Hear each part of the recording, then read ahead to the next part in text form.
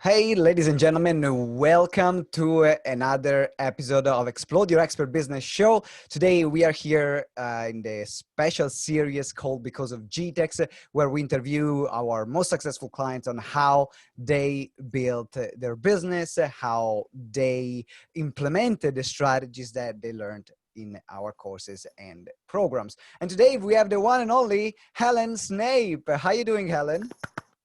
I'm doing really well. Thanks, Simone. Yeah, good.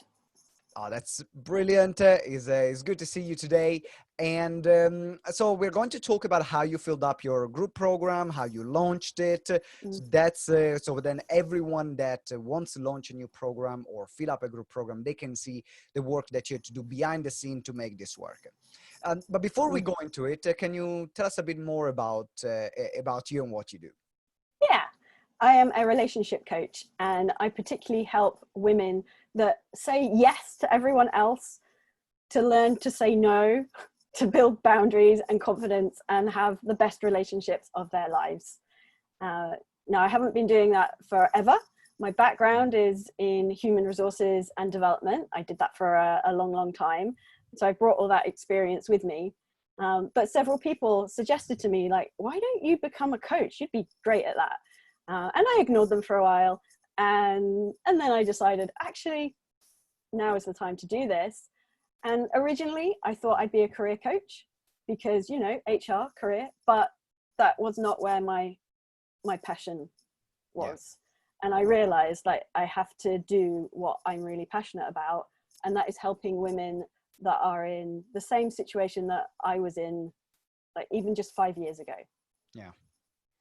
And I know that you had to go through a lot of challenges yourself and transformation to get to that point. Mm-hmm. So what was the moment in your life, so then people can understand the depth of your work? What was the moment in your life when you said, enough is enough, I got to start saying yes to myself? So the context of this is that I was in an abusive marriage for 18 years before I left.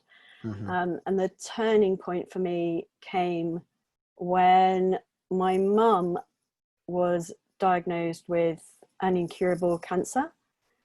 And I think it just made me realize how short life is, how precious it is. And it just kind of woke something up inside of me. And I realized I deserve a better life than this. And also, if I stay in this marriage any longer, I'm going to have a breakdown and be fit for absolutely no one. That was the turning point for me to actually go and get help and start my road to recovery. And what was the most fulfilling results? You know, sometimes you work with clients and when you work with them, it's almost like, oh, this is why I do what I do. It gives you that buzz. It's something that money can buy. Is worth more than any client fee. Is there any particular story of a client, even without making names, that you helped and their life transformed? Yeah. So I can think of this one lady who, when she came to me, she was just so confused because she was listening to everyone else in her life telling her what she should do in terms of her new relationship. Yeah. But she didn't know what she wanted for herself. She wouldn't trust herself either. And through working with her, I helped her to develop that confidence and that trust in herself, and helped her to be more in touch with what she was feeling, so that then she could express that and she could figure out what her truth was. Yeah. And she actually ended up ending that relationship. And several months after our coaching, she got back in touch to say that she's actually started a new relationship, and it's just miles different because she now has new relationship skills and she's much more in tune with herself. It's just a different landscape. And it's so powerful when you have those kind of moments where your clients reach out to you and they say, hey, because of your work, this is what I've achieved. This is what I've been able to, this is how my life transformed. And that's why we are in this industry, in particular as GTeX members. No, the business is a way to make the impact that we want to make. The business is the mean to the end, is not the end goal itself. And I think that's what makes us all kind of common here in GTeX. Talking about a bit more GTeX, what made you join GTeX? Why did you join? Oh, wow. Well, originally, GTeX was recommended to me by somebody that I really trust. And from that, I went on the Explode last year. And yeah, I fell in love with you guys, I think.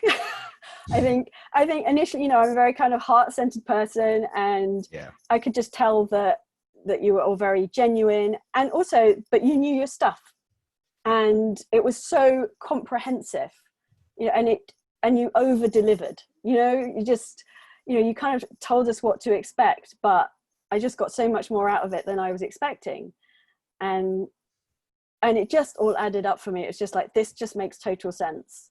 I know how to do my coaching.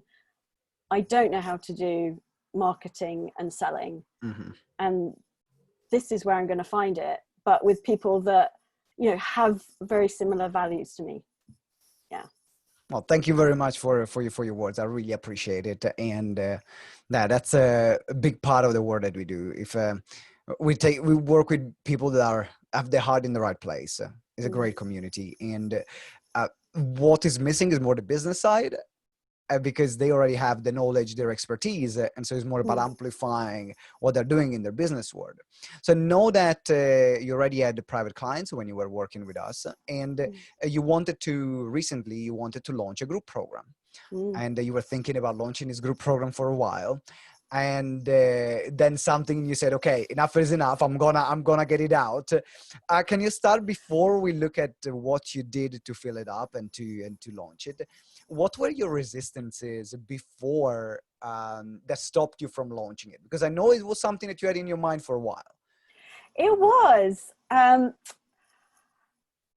I think I needed to go through that first Explode event to develop my signature program, because before that, I had all these ideas, these great ideas of how to help my clients, but they were a little bit kind of jumbled up. It was just this big mishmash of stuff.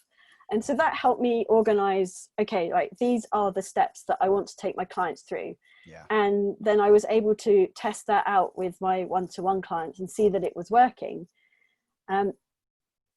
And from that, just the seeds began to be sown of, I could tailor this for a group setting. Yeah. And a few people had said to me, I'm really interested in what you're doing, but I would really like it in a group setting so that I can share with other people and we can support each other. And so the seed had been planted, but, it was just me kind of doubting myself, really. Can I really do this? Will people actually sign up for it? Yeah. And we all have that at any stage. I remember when it's so interesting that the patterns are very similar. Even also when you grow in scale. I remember when we launched our influencer program for the 100,000 plus businesses, for 100,000K, for businesses that are over 100,000 pounds. I was doing that work a lot of time one-to-one with clients. But when it was time, it took me a year and a half to launch the group program. And even when I launched it, I doubted that would I do one-to-one work in a group setting. And fortunately, I was able to, I've been through that process enough to say, yes, I am. Let's get it out. But it's interesting to see how that thought was still there. Even though I've been launching group programs really successfully for the past 8 years, that part is still there. And it's just, I think, part of the evolution and the growth in our mind, a bit protecting ourselves from growing or doing something new. So now, in terms of the dynamic of your launch, what did you find that worked for you, that made you launch the program and also fill it up? I'd been toying around with the idea for the whole of April. And originally I kind of was thinking of doing some sort of online course, but I realized like actually in my heart, I would love to do group coaching program. Yeah. That really just seemed to be, and I just kept getting signs from the universe, just from all different sources, just being like, just do it, just do it. Yeah. And then something kind of brought me back to look at the quick launch formula, GTeX. And I just thought, yeah, what is the worst that can happen if I just start following this process and I just start asking people for feedback on the idea of doing group coaching? Like, I don't even like need to go and design it, go and do anything. I can just see if the idea has any momentum in it. And so that's where I started. And so when you had, what did you have at your disposal? Like, because I know, for example, that you had a Facebook group that you already started nurturing. So what did you do now that you had this idea? What practical things you did to make it work? I did feedback posts on my social media platforms. So I'm mostly present on Facebook and Instagram. Yeah. But yeah, I made great use of my Facebook group, which I have been nurturing for a year and a half, and asked them for feedback in posts. But I also reached out individually to each member of that group because, you know, not everyone sees the posts that are in a Facebook group.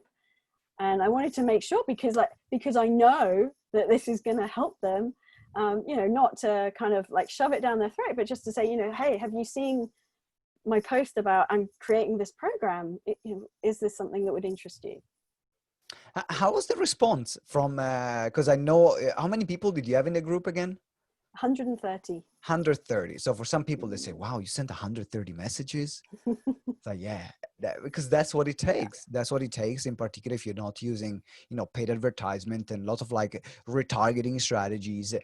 Organically, you know that there's just a small part of your audience that is going to see whatever you're going to post. In particular, in Facebook group, it is literally like a 1 to 2% of the people in the group that will see the post that you will put out. So that interaction is crucial. What were the kind of responses that you got when you were approaching this? Hey, have you seen this post? I was wondering if it was something you were interested in. What did you get? So sometimes no response whatsoever. Fair enough. Some people saying, oh, this looks really interesting, but now is not the time. You know, just, it's very strange times for some people. And so for those, you know, I've made a note of those because they may be interested the next time I run it. And then there were some people who were like, definitely yes, you know, let's have a chat about it. Easy peasy. And then there were people that were like, oh, maybe I'm interested. And so I was making sure, you know, I was like, I had a spreadsheet and everything. I was like, I'm going to follow up with this person until I either get a yes or I get a no. Was there any moment where you got discouraged, even like maybe if people didn't respond to messages or you got like a lot of vague answers? Is there any moment at all that you got discouraged, or were you just like, I don't care, I'm gonna write everything and I know it's gonna work? I think just at the very beginning, because I wasn't getting a big kind of reaction. You know what I mean? I wasn't like getting like everyone coming back saying, oh yes, we've been waiting for this. I just had those moments of, oh, you know, oh, is this really going to be something that takes off or not? And then I think I managed to just like let go of that outcome. I was just like, I know that this is good stuff. I know that this is going to help my ideal client. Yeah. So I'm just going to put it out there and just see what happens. And I think at that point, when I kind of relaxed into it, then I kind of didn't have those worries anymore. And how long was the process for you? From the moment you started with the first post to the moment when you said, okay, the program is starting? What was the time frame? It was a month. It was literally a month. And it was, I would say, it took more time and energy and concentration than I'd expected. Mm-hmm. But then I've never done it before. Yeah. You know, I've never had to kind of, So when I realized that actually I was getting traction through the feedback posts, I realized, oh, I'm actually going to need to like actually go out there and like properly sell this now and launch it and design it. Now I got to create a bloody thing. Oh my God. Yeah. So like all of this was happening within that month, and yeah, it was great. But now I know for the next time round just how much work you need to put into it to make it work. Yeah. Yeah, it is a lot. And for people that say, oh, I'm just going to launch this program and it's going to work out, then you find that the first few posts that you're putting out, like, where is everyone? And sometimes it's interesting because sometimes you get posts that get a lot of interaction, a lot of engagement. And then you have posts that you put out and you maybe put even more work into crafting it, that it falls flat and there is nothing happening. And one of the thing I would recommend everyone is to manage yourself, like not see the success of the post depending on the amount of comments you receive. Because sometimes just people maybe see it without interacting, but it's what will make them interact or buy maybe 2 months down the line. And they still see that. So it's important to keep putting your content out there and not get discouraged if it's not going to work in the way you expect or not. Yeah. Now, I want to transition now the conversation to the moment where you have those calls, because there is the phase one, which is putting the message out there and see who is interested or not. And then there is phase two, which is actually the conversion part when you have those calls. Did you have that everyone that jumped on the call, they were excited to buy? Did you, was that, yes, please, here's my card, here is my money? Is that what happened? Not quite. Damn it.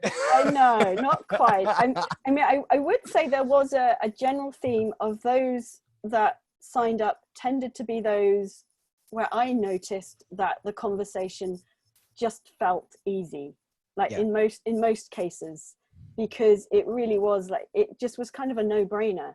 It was like, well, I'm offering this, and they're like, yes, please, yes, please. It was almost like, we've been waiting for you to come up with this. So that was just lovely. There were a couple of people. They were, they just kind of had some reservations, or they're just trying to figure out how they were going to fit it in or make it work for them. But it was, we got there in the end. Yeah. Is there anything in particular that you found that worked during these conversations that you had, that you found that when you were saying it or when you were doing it, then had a really good response in terms of increasing, getting people even more interested? And I think it was just talking about the group setting of it and how that was going to enhance the experience for them. Because I think for quite a lot of people that are my ideal client, kind of that are recovering people pleasers, they seem to, they quite often think that they're the only ones that have those thoughts or do these things.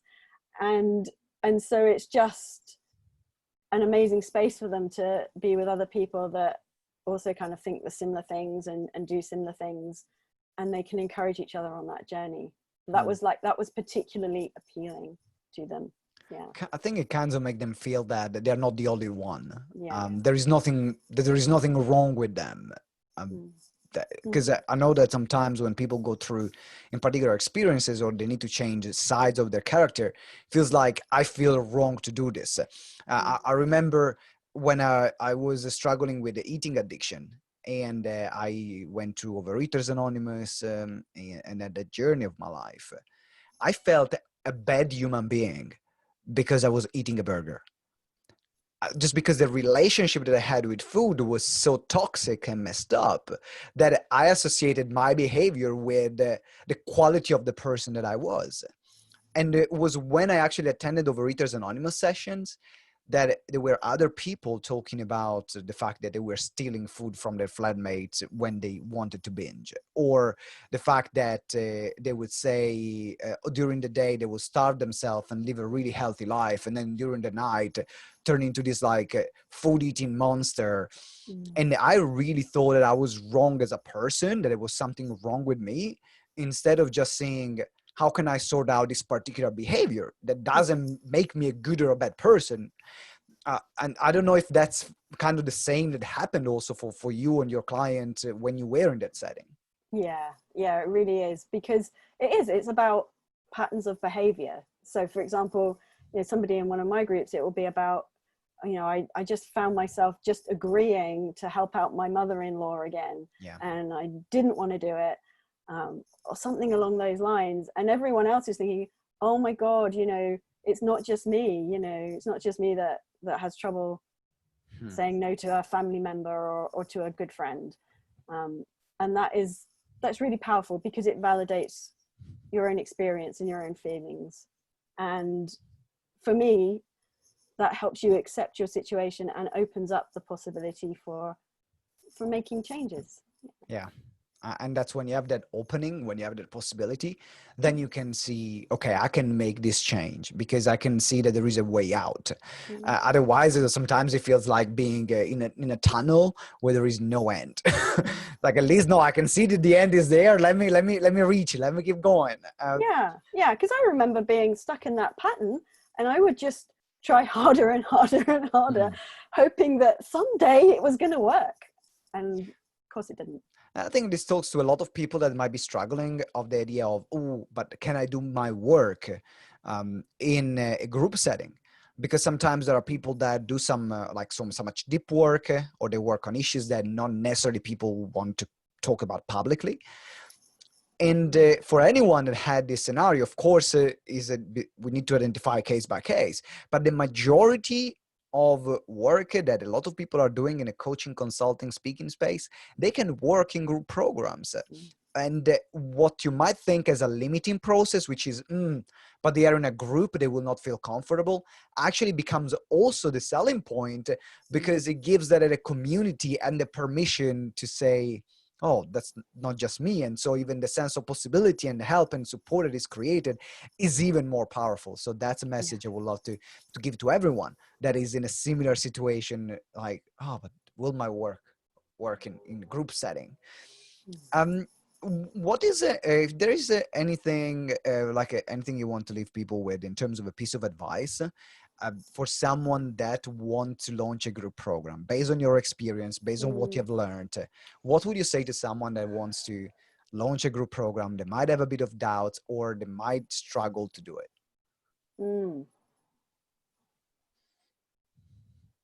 I would definitely recommend talking with people that do run group programs, because I'm just thinking, my experience working in human resources, I did a lot of group work, I did a lot of training. So I'm quite happy in facilitating groups already. So for some people, if they're completely new to hosting groups or facilitating groups, there might be some skills and some experience to pick up there. But otherwise, if you're kind of comfortable in that setting, then I would just say, just go out and see if there is an appetite for what you do in a group setting. Because what is the worst that can happen? People could just, you could just get crickets, no one's interested, but who knows? People might have just been waiting for you to offer that group coaching program. Thank you very much, Helen. So if everyone is watching or listening right now, whether you're watching live or listening to the recording on the podcast or watching the YouTube video, take a note right now, because if you, as Helen said, if you need to build facilitation skills, it's worth talking to other people that are running group programs, or otherwise just ask people, hey, would you be interested? Is this something it will be valuable to you? What's the worst can happen? I think Helen put it beautifully. Helen, if someone wants to reach out to you, maybe someone is listening and they say, oh, either I want to collaborate with you because I think that we can create joint ventures or partnerships, or someone wants to work with you because they see in themselves, I might actually say more yes to other people than saying yes to myself. What is the best way to reach out to you? Best way is via my website, which is just my name. So it's helensnape.com, or find me in the Explode Facebook group and message me. All right. So helensnape.com, the website. Yeah. You can find Helen Snape as well on social media, Helen Snape in the Explode Facebook group. Make sure you reach out and contact. And even if it's just to say, hey, thank you for sharing this piece of information, and thank her for the time that she's spending here on the interview, I'm sure she will appreciate it. Now, to wrap up, Helen, is it time to end this episode of the show by completing the sentence, because of GTeX. So over to you. Because of GTeX, I have been able to identify my signature program. I've been able to show up for my ideal clients in a way that I haven't before. And I have been able to launch my first ever group coaching program. Thank you. All right. Thank you very much, Helen. I really appreciate your comment. Thank you for being part of our community, for being and also for the contribution that you're putting in as well as one of our mastermind facilitators, and the help that you've been given to all the other members of the community. And if anyone wants to say, actually, I love Helen's story, I want to see how I can work with GTeX, there is a link to book a call, and is gtex.events/call. You'll find the link in the comments, in the show notes, wherever you're watching or consuming this content, and reach out. Let's have a chat. Let's see how we can work together. If we can find a great way, yes, fantastic. If not, not great anyway. But let's have a chat and see how we can support you. That's all from me. Thank you very much. Thank you, Helen, for being on the show. Thank you. And to everyone who's watching or listening, I'm looking forward to hearing from you and hopefully working together. And always remember that together we grow exponentially. Ciao.